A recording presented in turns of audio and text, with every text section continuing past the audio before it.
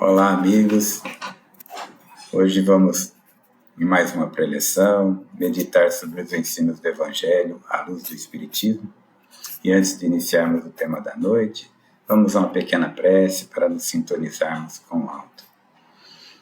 Obrigado, Senhor, por esses instantes, por essa oportunidade de refletirmos sobre o Evangelho. Nos auxilia a colocar o Evangelho em nossas vidas, em nosso dia a dia, nos preparando para bem viver no Teu reino de amor. Nos abençoa nesse instante, Senhor. Obrigado. Bem, hoje nós vamos iniciar as reflexões do capítulo 10 do Evangelho segundo o Espiritismo. Bem-aventurados os misericordiosos, porque alcançarão misericórdia. No Evangelho de Mateus, no capítulo 6, versículo 14 a 15, nós temos: se perdoardes aos homens as ofensas contra vós, vosso Pai Celestial também vos perdoará os vossos pecados. Mas se vós não perdoardes os homens, tampouco vosso Pai vos perdoará os vossos pecados. Fica claro que nós vamos falar hoje, meditar sobre a misericórdia. Misericórdia que é o complemento da mansuetude. Aqueles que não são misericordiosos também não são mansos e pacíficos, né? E vimos anteriormente que os mansos, os pacíficos, são bem-aventurados, herdarão a terra, e os misericordiosos alcançarão a misericórdia do Pai. Esses ensinos, perdão, misericórdia, o Mestre Jesus insistiu muito. Ele nos ensinou efetivamente um perdão incondicional, um perdão efetivo, um perdão de coração.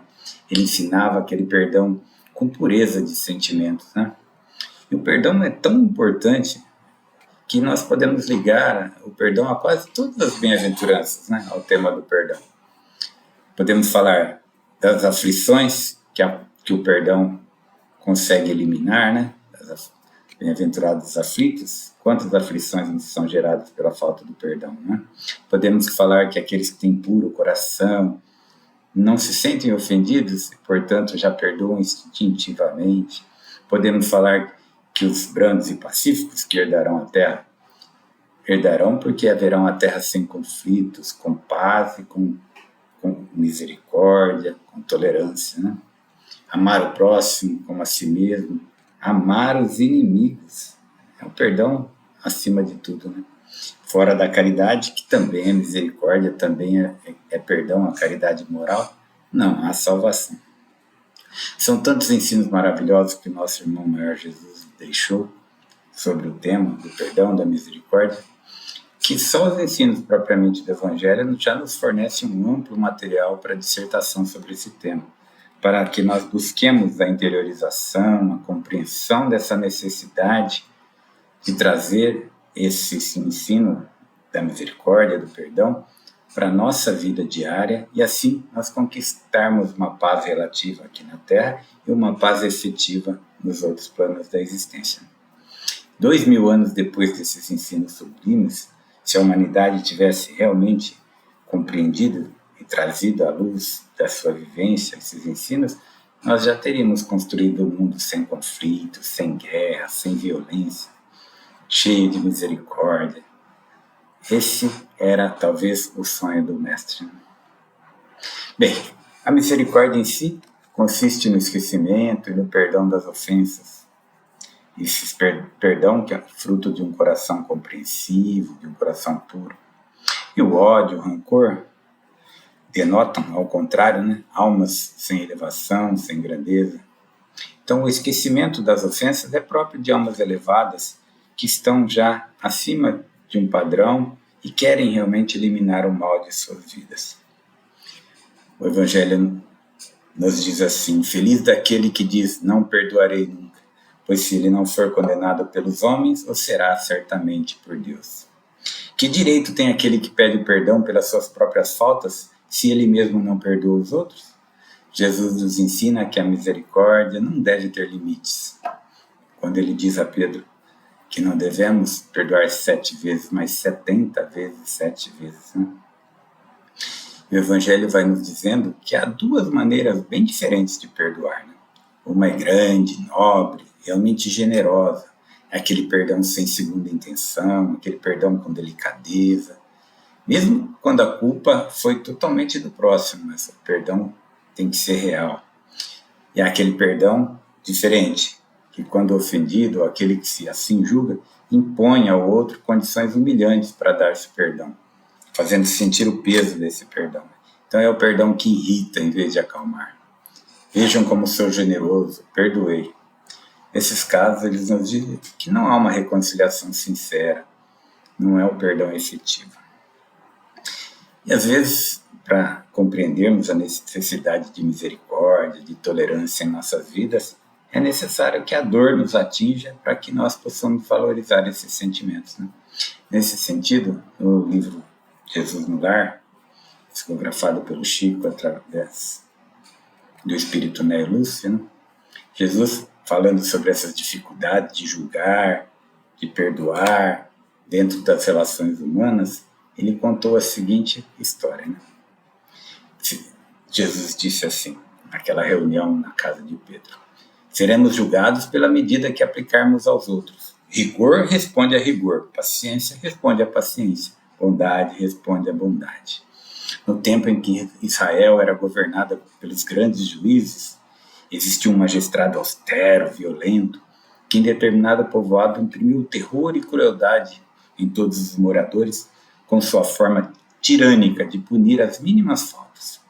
O povo naquela região vivia asfixiado com todo tipo de proibição, com a severidade dos castigos. O juiz aumentou os guardas, criou humilhantes castigos, e quanto maior era o rigor daquele juiz, maior era ainda a violência daqueles que cumpriam as suas ordens. E assim foi por um tempo, até que certa noite, esse magistrado saiu para visitar seu filho que estava doente. E na rua, altas horas, foi confundido com um malfeitor, por guardas bêbados, inconsequentes. Foi então conduzido a uma das suas mais novas detenções, e apesar de muito tentar se explicar e apresentar, sofreu grandes castigos e humilhações, como se fosse um criminoso vulgar. Somente no outro dia foi desfeito o engano, e depois de sofrer o que impunha aos outros, o legislador reconheceu o perigo de se transmitir o poder a homens ainda brutalizados, ignorantes, sem misericórdia. Então, percebendo que a justiça construtiva é aquela justiça santificante, né? É aquela que retifica, que ajuda, que educa e não agride e humilha, tudo mudou naquele povoado e passou-se a ter uma justiça mais construtiva. Necessitou passar por isso na história do Mestre, né? Para compreender a necessidade de tolerância e de misericórdia em determinadas situações. Então, o perdão, a reconciliação, a tolerância nos trazem uma certa tranquilidade nessa vida e também a vida futura, como nós vamos continuar vendo, como nós vimos na continuação desse capítulo, né?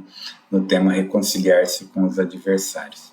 Diz o Mestre no Evangelho de Mateus: reconciliar-te o mais rápido possível com seu adversário enquanto estás junto com ele no caminho, para que ele não te entregue ao juiz, que este não te entregue ao seu ministro, para seres preso. Eu te digo em verdade que de lá não sairás enquanto não pagares até o último ceitil. Podemos ver nesse ensino do Mestre que há, nas práticas do perdão, do bem em geral, mais do que esse efeito moral imediato, há também um efeito maior a longo prazo. E nós espíritas sabemos que a morte não nos livra de nossos inimigos.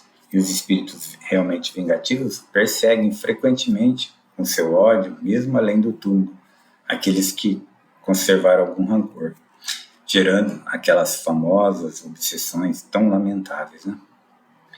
Sabemos que obsediado e obsessor são quase sempre vítimas de uma vingança anterior, gerada efetivamente por suas condutas.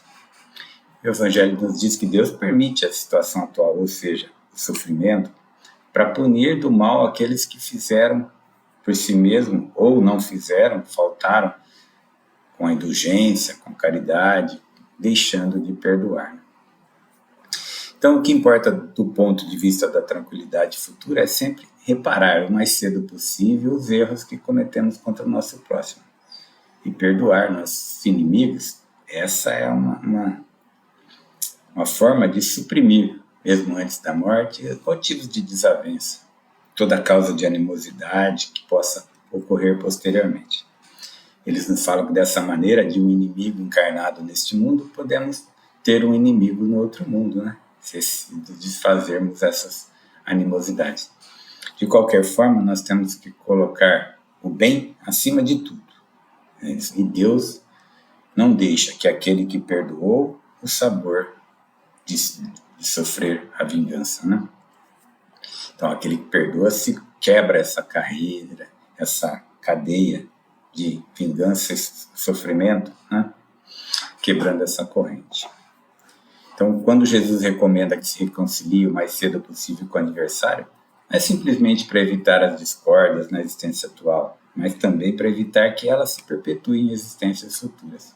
Vós não saireis de lá, diz ele, até que não tenhais pago até o último ceitil, ou seja, cumprido completamente a justiça de Deus. Né? O Mestre nos deixou ainda o ensino do perdão, que vai nos levar à pureza necessária para a elevação do nosso pensamento ao Pai. Neste ensino, no sentido da oração, da aproximação com Deus. Né? Como elevar o nosso pensamento ao amor supremo, com ódio ou com rancor, nos prendendo ao solo, à matéria. Né? Então, nós temos também no Evangelho de Mateus as palavras do Mestre.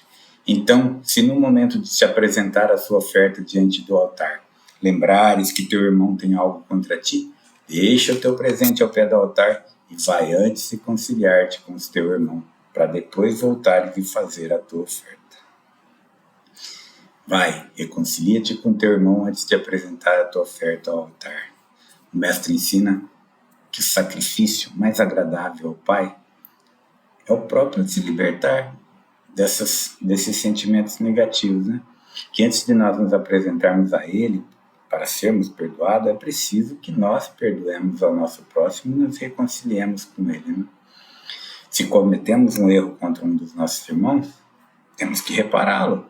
Só assim a nossa oferta será efetivamente aceita pelo Pai, pois virá de um coração puro, sem qualquer pensamento mau, egoístico ou materializado. Né?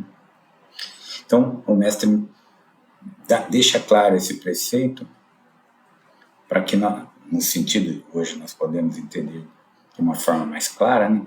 Naquela época os judeus ofereciam sacrifícios materiais e era preciso que Jesus conciliasse as suas palavras aos costumes daquela época. Né? Hoje sabemos que o cristão não faz oferecimentos materiais ao Pai, pois nós temos que espiritualizar o nosso sacrifício. Né? E nem por isso esse preceito tem menor força, porque nós oferecemos a nossa alma a Deus e essa alma deve estar purificada de sentimentos inferiores. Né? Maravilhoso isso, né? Que realmente possamos, ao elevar a nossa prece ao alto, não ter nenhum sentimento negativo em nosso coração contra nosso próximo ou contra a própria humanidade. Né? Temos algumas mensagens desse capítulo, algumas instruções dos Espíritos, muito bonitas, né? Efetivas. Não dá para comentá-las no contexto geral, mas podemos trazer alguns pedaços. No item 14, nós temos uma mensagem de Simeão. Ele diz no início: quantas vezes perdoarei o meu irmão? Perdoarei não 7 vezes, mas 70 vezes 7 vezes. Essas palavras de Jesus devem tocar a nossa inteligência, falar alto ao nosso coração. Que nós devemos comparar essas palavras misericordiosas com a prece simples, tão resumida e ao mesmo tão grande que o Mestre nos deixou de modelo, né? Na oração dominical. Se nós encontrarmos esses sentimentos nobres no nosso pensamento, no nosso sentimento, perdoaremos com facilidade os irmãos de caminhada. Cada ofensa, tantas vezes quanto ela nos for feita, né? 70 vezes, 7 vezes é uma metáfora de sempre, né?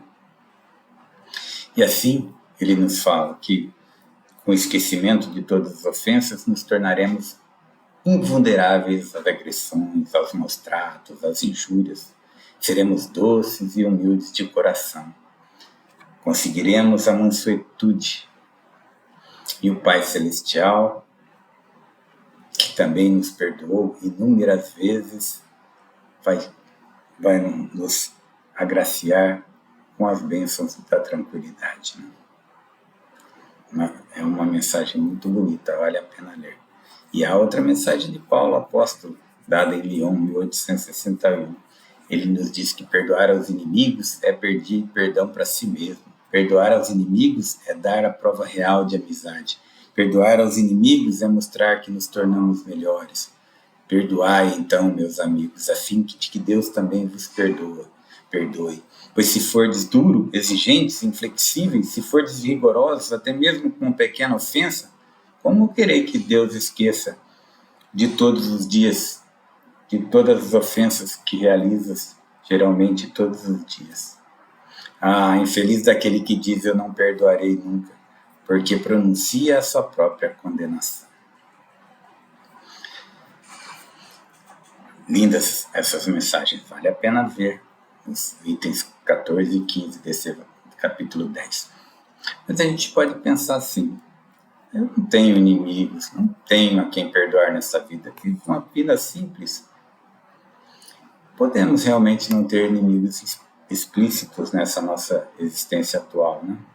Não é tão, essa constância não é tão grande como no passado, né?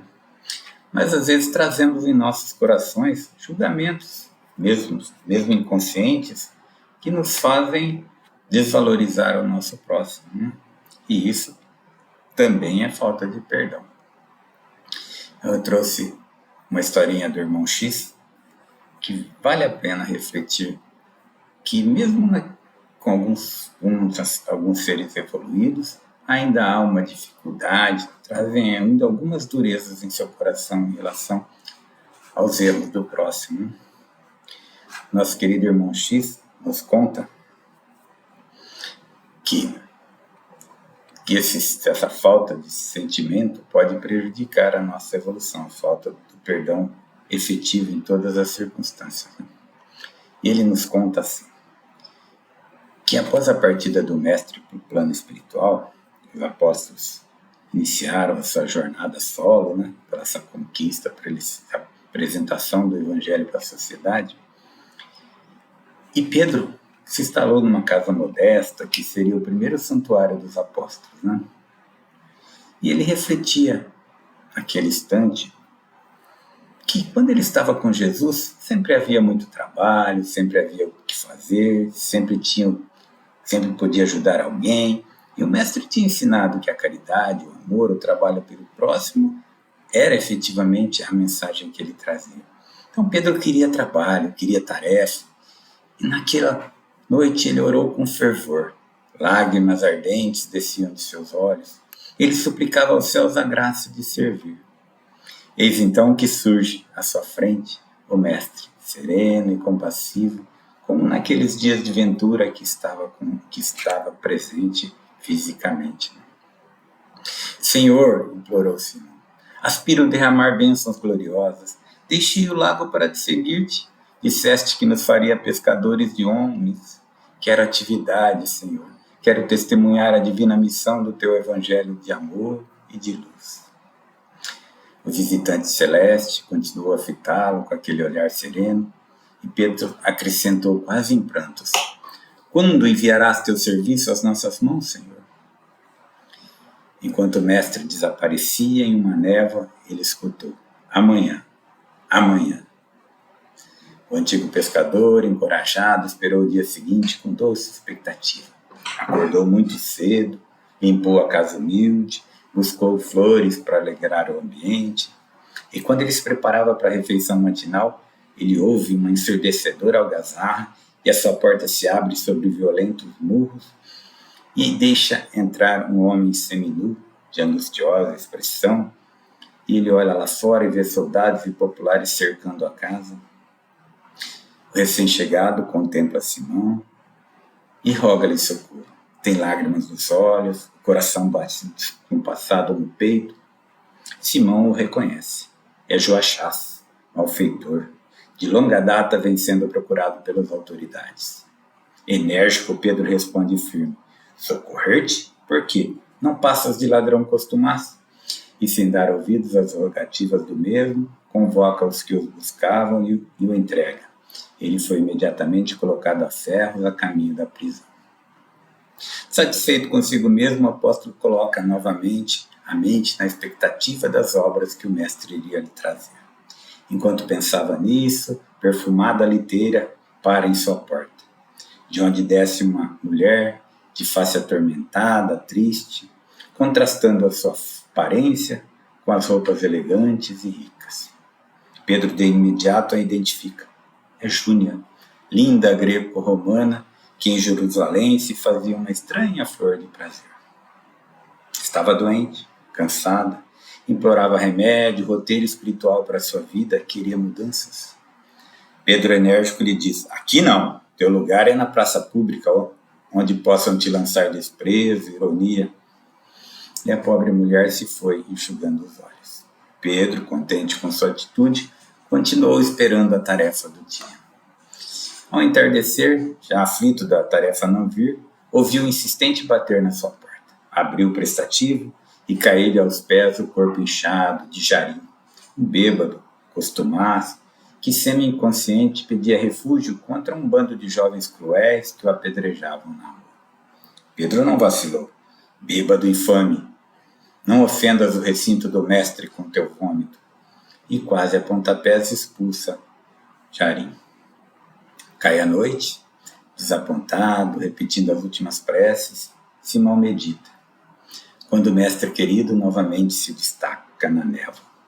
Ah, Senhor, aguardei o dia todo sem que me enviaste a prometida tarefa. E o mestre lhe diz: como não? Respondeu em tom de amargura. Por 3 vezes te roguei hoje cooperação, sem que me ouvisses. E ante a memória de Pedro, que recordava e agora compreendia tardiamente, Jesus continuou. De manhã enviei-te Joachás, desaventurado irmão nosso mergulhado no crime, para que o ajudasse a renovar a própria existência. Mas devolveste-o à prisão sem piedade. Depois, ao meio-dia, entreguei-te Júnia, pobre irmã dementada e doente, para que a medicasse e a esclarecesse em meu nome. Contudo, condenaste ao vilimpêndio e ao sarcasmo. À noite mandei-te Jarim, desditoso companheiro que o vício enlouquece. No entanto, remeteste contra ele os próprios pés. Senhor, soluçou o apóstolo, grande é a minha ignorância, eu não sabia. Compadece de mim, ajuda-me com a minha ignorância, orienta-me. Jesus afagou-lhe a cabeça trêmula e falou generoso. Pedro, quando quiseres ouvir-me, lembra-te que o Evangelho tem as minhas palavras. E Jesus desapareceu na névoa antes que Pedro o abraçasse. Pedro então buscou os apontamentos e abriu ao acaso e leu o versículo 12, capítulo 9 das anotações de Mateus. Os sãos não precisam de médico, mas sim os doentes. Será que o nosso coração, também como nessa pequena história, já compreende que aqueles mais necessitados estão ali para que nós possamos compreender, perdoar e ajudar? Se nós queremos seguir o Mestre, nós temos então que ter esse coração cheio de misericórdia, indulgente para com as falhas alheias. E antes de buscarmos a justiça ao próximo, antes de vermos erros nos nossos irmãos, antes de cobrarmos posturas nas outras pessoas, olhemos o nosso íntimo. Quanto nós já erramos, não é? O que o Pai espera de nós? E assim, nós teremos sempre um olhar diferente, mais amoroso, mais compreensivo, mais humilde, mais caridoso, com todos à nossa volta. É esse olhar de misericórdia que o ensino nos traz nesse dia. Com esse coração mais elevado, vamos fazer as nossas rogativas, encerrando esse nosso ensino de hoje. Pai de amor e bondade, sabendo do quanto precisa que nosso coração amenize das suas dificuldades, nós lhe rogamos, Pai. Tenha misericórdia de todos nós e que nós, por nossa vez, possamos ter misericórdia do nosso próximo. Só assim, recebendo as tuas bênçãos e praticando, estaremos mais próximos de ti. Auxilia a todos nós, Senhor, principalmente aqueles que nos dirigem, a ter esse olhar compreensivo sobre todos aqueles sobre a sua tutela. Pedimos, Pai, por todos aqueles que nesse momento necessitam da tua misericórdia, para que se ergam, se levantem, compreendam o Evangelho e comecem uma nova etapa. Nos abençoa nesse propósito de nos melhorarmos, hoje e sempre. Obrigado, Senhor.